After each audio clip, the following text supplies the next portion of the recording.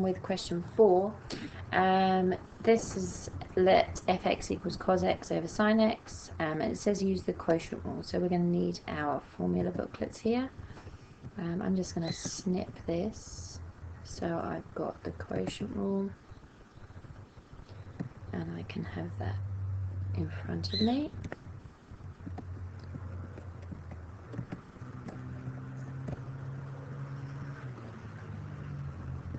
So here's our reminder of the quotient rule.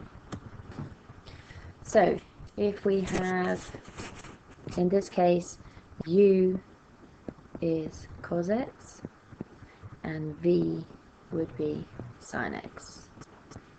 Following the rule, we differentiate both of those, so we're finding du dx, and cos goes to negative sine, and dv dx, sine goes to cos. Following the dy dx rule here, we've got v du dx, so v is sine x, du dx is negative sine x, and we are then subtracting u, which is cos x, dv dx, which is also cos x, divided by v squared, which is sine x squared. Okay, we now need to just tidy it up because it's not quite what they have in their examples. So I can see here sine x times negative sine x is negative sine squared x, minus cos x is obviously cos squared x over sine squared x.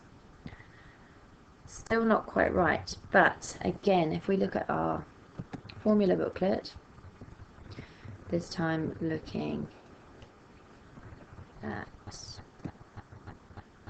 identities, from here we can see that cos squared plus sine squared is equal to 1. So here I can factorize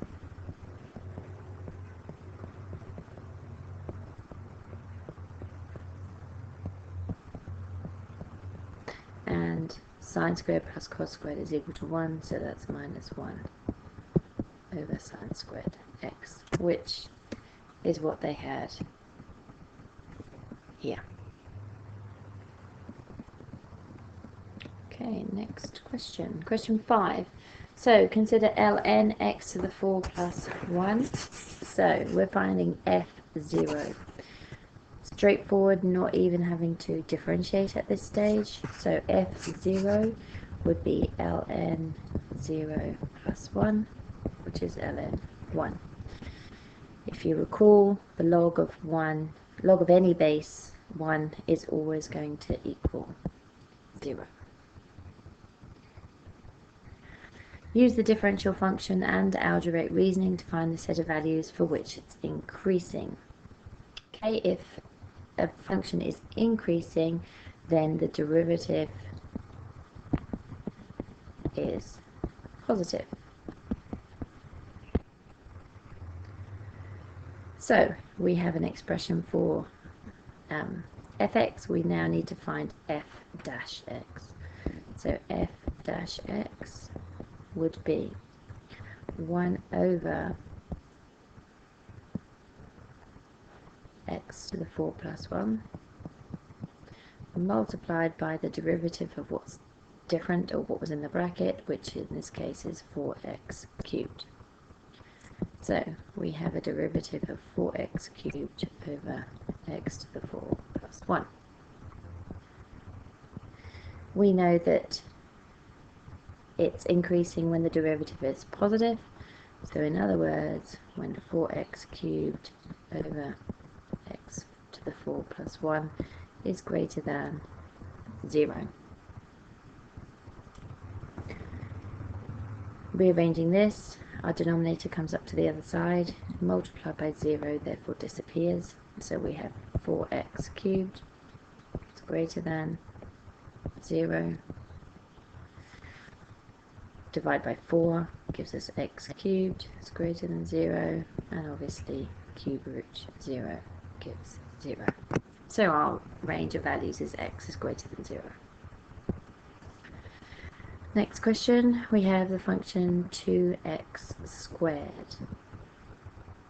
We need to show that the equation of t is y equals 4x minus 2. They've told us that t is the tangent to the graph when x is 1. So we know equations of tangents. The first thing you have to do is find the derivative. So back up to the function, we're finding f dash x. So f dash x is 4x. At the coordinate when x is 1,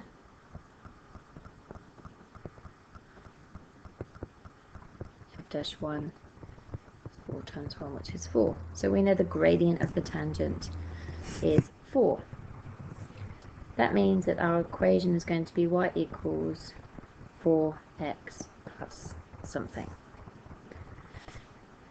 We now need to substitute a value, a full coordinate in.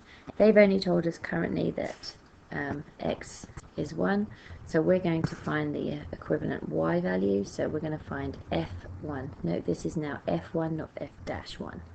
So f1 would be 2 brackets 1 squared, which is 2. So we can now substitute the coordinate 1, 2 into this equation. So we've got 2 equals 4 lots of 1 plus c. 2 equals 4 plus c. c is minus 2, which gives our final equation as y equals 4x minus 2. Find the x-intercept of t. The x-intercept occurs when y is 0. So we would say 0 equals 4x minus 2. Move the 2 across.